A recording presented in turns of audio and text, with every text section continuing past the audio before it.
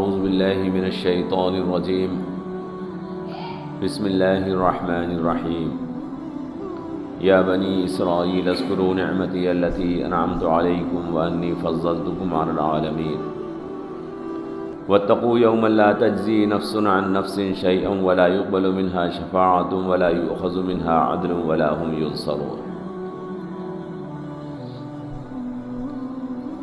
یا بنی اسرائیل اذکروا، اے بنی اسرائیل یاد کرو، نعمتی التی انعمت علیکم، میری نعمت جو میں نے تمہارے اوپر انعام کیا، وانی فضلتکم علی العالمین، اور میں نے تم کو فضیلت دی تمام عالموں پر، واتقوا یوما لا تجزی نفس عن نفس شیئا، اور ڈرو اس دن سے کہ فائدہ نہیں پہنچائے گا کوئی نفس کسی نفس کو، فائدہ حاصل نہیں کرے گا کوئی نفس کسی نفس سے کچھ بھی، اور نہ قبول کی جائے گی اس سے کوئی شفاعت، اور نہ لیا جائے گا اس سے کوئی فدیہ، اور نہ ان کی کوئی مدد کی جائے گی، ولا هم ينصرون۔ اس سے پہلے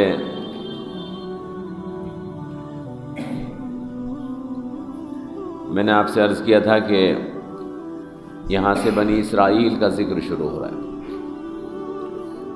یا بنی اسرائیل اذکروا نعمتی التی انعمت علیکم، آیت کا یہ حصہ اس سے پہلے رکوع کے شروع میں گزر چکا ہے، اور میں نے آپ کو بتایا تھا کہ بنی اسرائیل کس کو کہتے ہیں؟ بنی اسرائیل حضرت یعقوب علیہ السلام کی اولاد کو کہتے ہیں، جو حضرت ابراہیم کے پوتے تھے۔ ان کے 12 بیٹے تھے، ان 12 بیٹوں کو اور ان کی اولادوں کو بنی اسرائیل کہا جاتا ہے، انہی سے 12 قبیلے چلے تھے۔ یا بنی اسرائیل اذکروا، اے بنی اسرائیل یاد کرو میری نعمتیں جو میں نے تمہارے اوپر انعامات کیے۔ یہ بھی میں نے آپ کو بتایا تھا کہ اللہ تعالیٰ نے بنی اسرائیل پر کیا انعامات فرمایا۔ اللہ نے ان میں نبی پیدا کیے، بادشاہ پیدا کیے، اور ان کو اللہ تبارک و تعالی نے دنیا کی امامت عطا فرمائی۔ یہ اللہ نے انعام کیا تھا ان کے اوپر، یہ بیان ہو چکا ہے پیچھے۔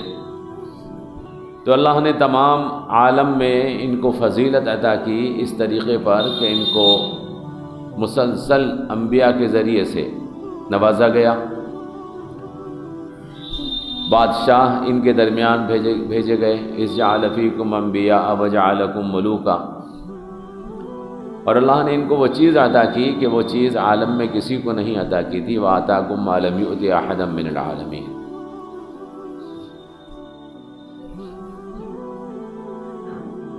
تو جب کسی کے اوپر اللہ کے انعامات زیادہ ہو جاتے ہیں، کسی قوم پر اللہ کے انعامات زیادہ ہو جاتے ہیں، جیسا کہ بنی اسرائیل کے اوپر ہوئے تھے، تو قوموں کو یہ غلط فہمی ہو جاتی ہے کہ شاید ہم کوئی خصوصی درجہ رکھتے ہیں، ہمیں شاید کچھ اسپیشل رعایت ملنی چاہیے۔ کسی بھی شخص کو، آپ کا بھی آپ نے دیکھا ہوگا کہ اگر آپ کسی شخص کو زیادہ اہمیت دینے لگتے ہیں تو وہ آپ سے ایسی امیدیں باندھنے لگتا ہے کہ جو اس کو نہیں باندھنی چاہیے تھی، اس حالت میں کہ اگر آپ اس کو اتنی اہمیت نہ دیتے۔ تو بنی اسرائیل کا حال بھی یہی ہو گیا تھا۔ بنی اسرائیل کو اللہ تبارک و تعالی نے مسلسل انبیاء بھیجے، ان میں بادشاہ بنائے، بادشاہ بھی نبی ہوتے تھے، جیسے حضرت داؤد، حضرت سلیمان علیہ السلام، اور اللہ نے ان کو علم کی فضیلت عطا کی۔ پیغمبر اللہ کے مکمل عقل والے لوگ ہوتے ہیں، پیغمبروں کی عقل مکمل ہوتی ہے، ان کی سمجھ میں، ان کی دانائی میں، ان کی دانشمندی میں کوئی کمی نہیں ہوتی۔ اور آپ یہ بات جانتے ہیں کہ باپ کا اثر اولاد میں آتا ہے، لہذا پیغمبروں کی اولادیں بھی بڑی سمجھدار ہوتی ہیں۔ لہذا بنی اسرائیل بھی بڑے سمجھدار ہوتے ہیں آج بھی، کیونکہ وہ نبیوں کی اولادیں تو ہیں۔ ان کے اندر رنگ سمجھ جیسا کہ منتقل ہوتی ہے اولادوں میں، وہ چیزیں تو منتقل ہوئی ہیں۔ تو اللہ تعالیٰ نے ان کو جب نوازا تو وہ اس غلط فہمی کا شکار ہو گئے، اس نادانی کا شکار ہو گئے کہ شاید ہم باقی انسانوں کے مقابلے میں کچھ زیادہ کچھ اچھے اور الگ انداز کے لوگ ہیں۔ لہذا انہوں نے اپنے آپ کو اللہ کا محبوب کہنا شروع کر دیا۔ قرآن کریم میں اس چیز کا ذکر ہے کہ ہم خدا کے محبوب ہیں اور ہم خدا کی اولاد ہیں، لہذا ہم جہنم میں نہیں جائیں گے۔ چونکہ ہم نبیوں کی اولاد ہیں لہذا ہم جہنم میں نہیں جائیں گے، ہماری نسبت تو نبیوں سے قائم ہے۔ انہوں نے اپنے آپ کو یہ سمجھنا شروع کر دیا۔ واقعہ تھا کہ نبیوں کی اولاد تھے، یہ چیز غلط نہیں تھی۔ واقعہ تھا کہ اللہ تبارک و تعالی نے ان کو نوازا تھا، یہ چیز غلط نہیں تھی۔ لیکن قرآن کریم ہم کو یہ بات بتاتا ہے کہ انسان کا اپنا عمل انسان کے کام آتا ہے۔ ایسا نہیں ہے کہ نیکی کرے کوئی دوسرا اور فائدہ ملے اس کا کسی اور کو۔ جو کرتا ہے اس کو ملتا ہے۔ ایسا بھی نہیں ہے کہ گناہ کرے کوئی اور اس کی سزا ملے کسی اور کو۔ وَلَا تَزِرُ وَازِرَةٌ وِزْرَ أُخْرَىٰ، کسی کا بوجھ کسی دوسرے پر نہیں ڈالا جائے گا۔ فَمَن يَعْمَلْ مِثْقَالَ ذَرَّةٍ خَيْرًا يَرَهُ، جو ذرہ برابر نیکی کرے گا وہ اس کو دیکھ لے گا۔ وَمَن يَعْمَلْ مِثْقَالَ ذَرَّةٍ شَرًّا يَرَهُ، جو ذرہ برابر برائی کرے گا وہ اس کو دیکھ لے گا۔ تو قرآن کا جو اصول ہے وہ یہ ہے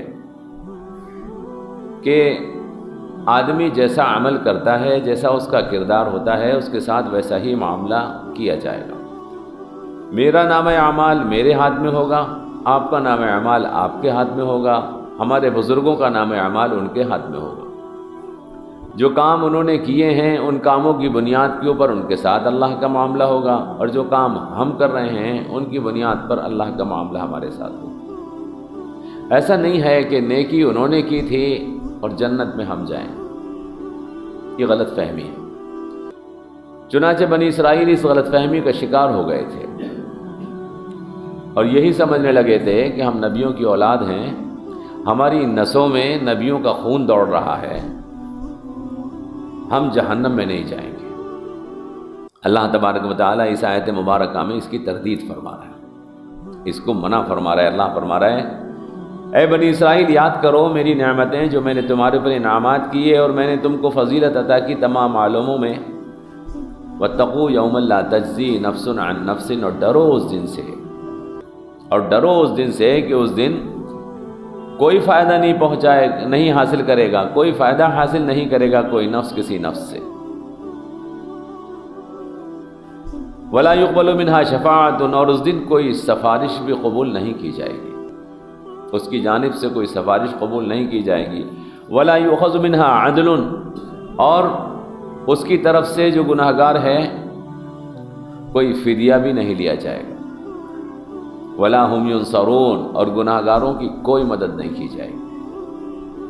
یہ قیامت کے دن اللہ تبارک و تعالیٰ کے روبرو جب ہم حاضر ہوں گے تو ہمارا معاملہ ہمارے اعمال کے اعتبار سے ہی ہوگا، کسی دوسرے کے اعمال کے اعتبار سے ہمارا معاملہ نہیں طے ہوگا۔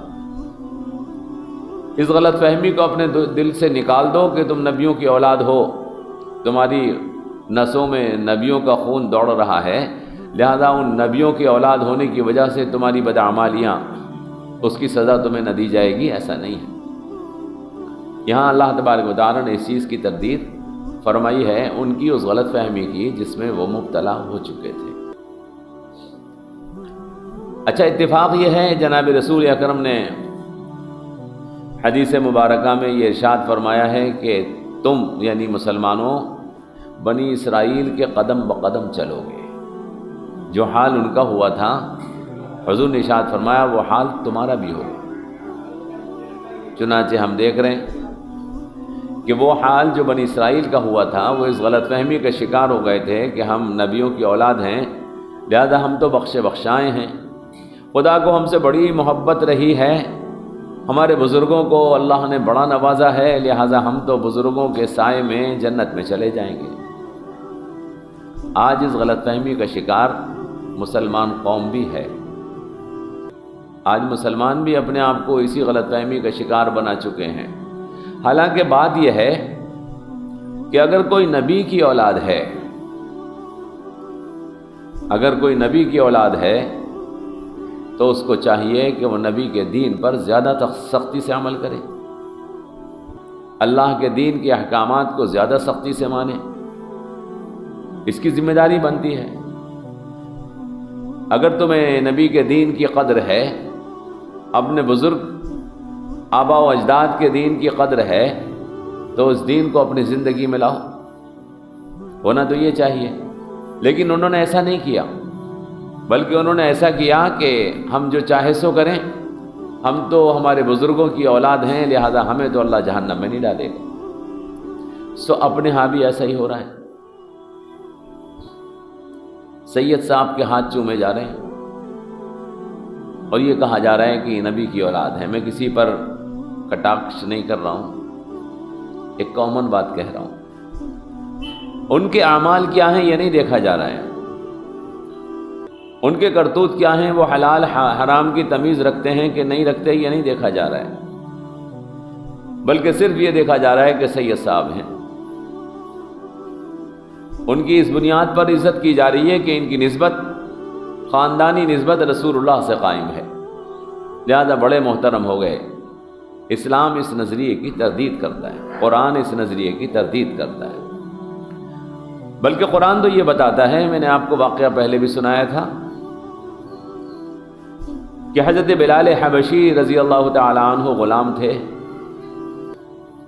کالے تھے، غلام کی کوئی عزت نہیں ہوتی، غریب تھے، لیکن جناب رسول اکرم صلی اللہ تعالی علیہ وسلم کی سیرت کو اپنی زندگی میں لا چکے تھے۔ لہذا میں نے آپ کو واقعہ سنایا کہ حضرت عمر رضی اللہ تعالی عنہ کے دور خلافت میں، حضرت عمر رضی اللہ تعالی عنہ کے دور خلافت میں حضرت عمر سے ملاقات کا وقت تھا، بڑے بڑے لوگ ملنے کے لیے آ رہے تھے۔ وہ بھی تھے جو صلح حدیبیہ کے موقع کے اوپر حضور اکرم صلی اللہ تعالی علیہ وسلم کے پاس مشرکوں کے نمائندے بن کے آئے تھے، اور وہ بھی تھے جو صلح حدیبیہ کے موقع کے اوپر مکے کے سردار تھے ابو سفیان۔ ملاقات کے انتظار میں تھے، اپنی باری کا انتظار کر رہے تھے۔ اتنی دیر میں حضرت بلال حبشی رضی اللہ تعالی عنہ تشریف لائے، اور جو دروازے کے اوپر موجود تھے حضرت عمر کے، جو ملاقاتیوں کو اندر آنے کی اجازت دے رہے تھے، انہوں نے حضرت عمر سے جا کر کہا کہ خلیفۃ المؤمنین، باہر بہت سے لوگ ہیں، بلال بھی تشریف لائے ہیں ملاقات کے لیے، فرمایا بلال کو بلا لو۔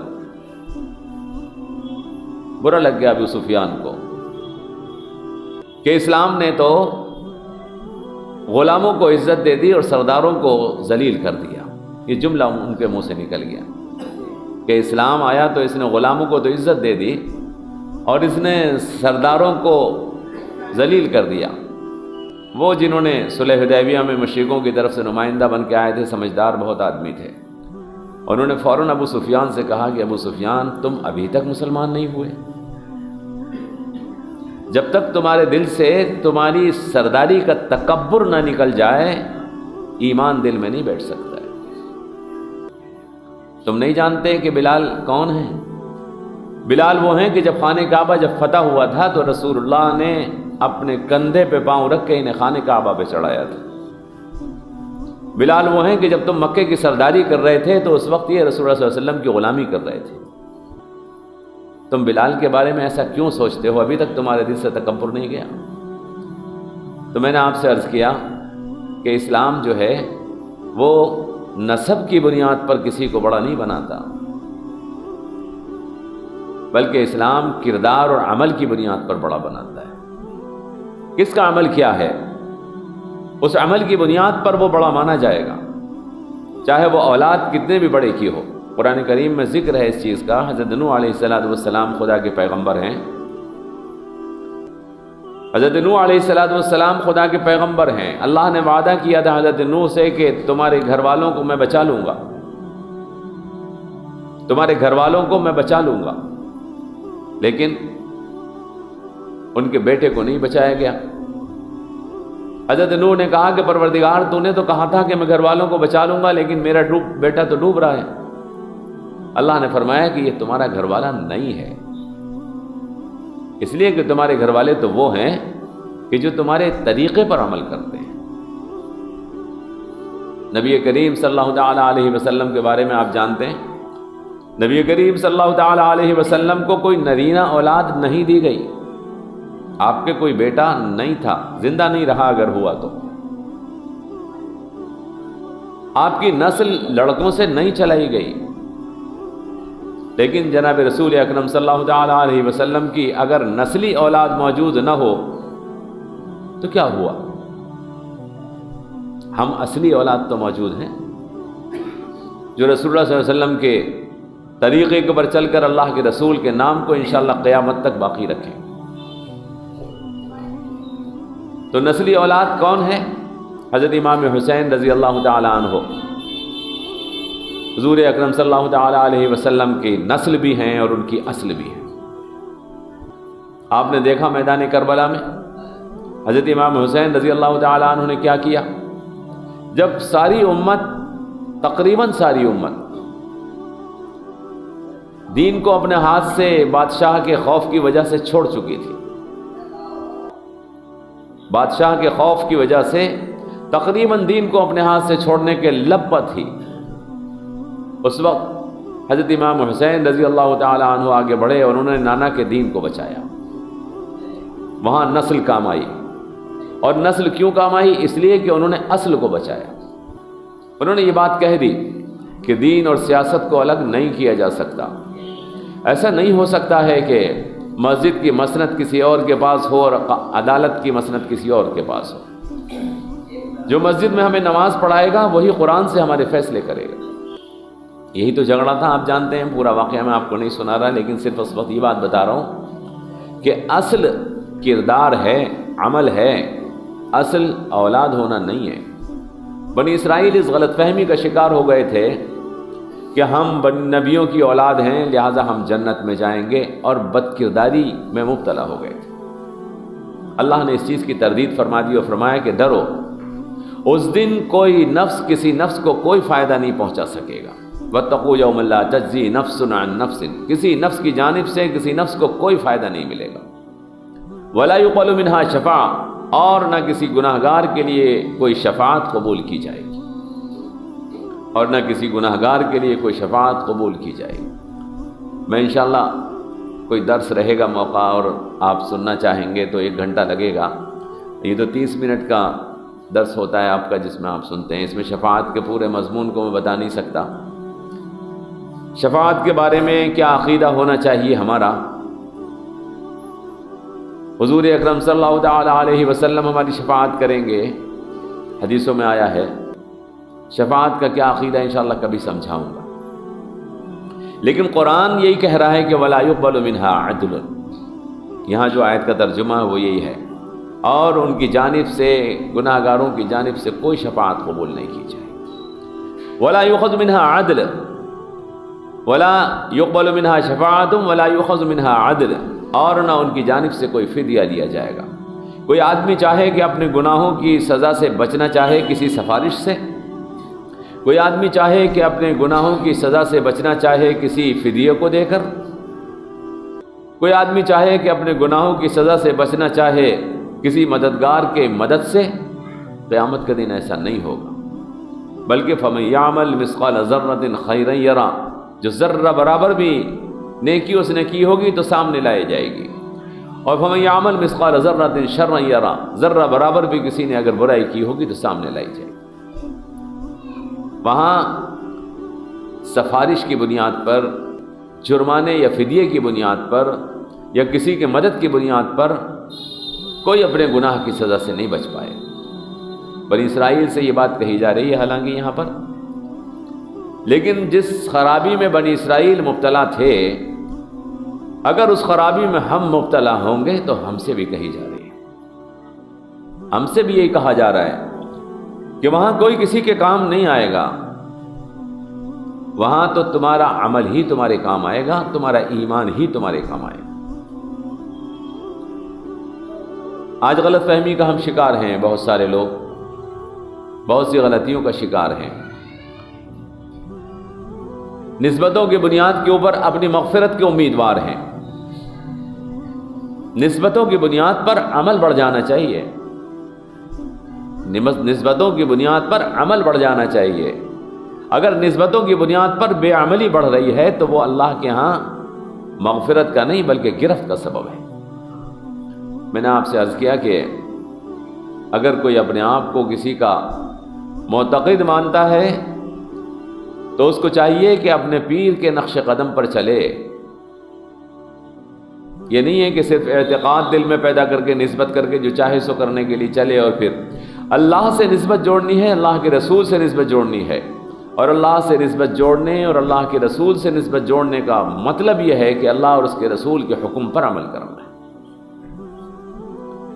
جو آدمی اللہ اور اس کے رسول کے حکم پر عمل کرے، یقین رکھیے اللہ تبارک و تعالی اس کے درجوں کو بلند فرمائے گا، چاہے اس نے کسی سے اپنی نسبت نہ جوڑی۔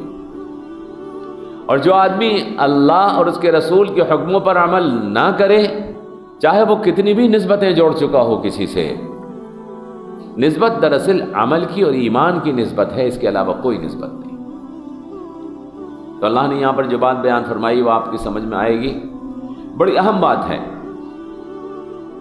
ہمیں دھوکے سے بچانے والی بات ہے۔ اس دھوکے میں جس دھوکے میں بنی اسرائیل آج تک پڑے ہوئے ہیں، وہ آج تک اسی دھوکے میں پڑے ہوئے ہیں کہ ہم نبیوں کی اولاد ہیں،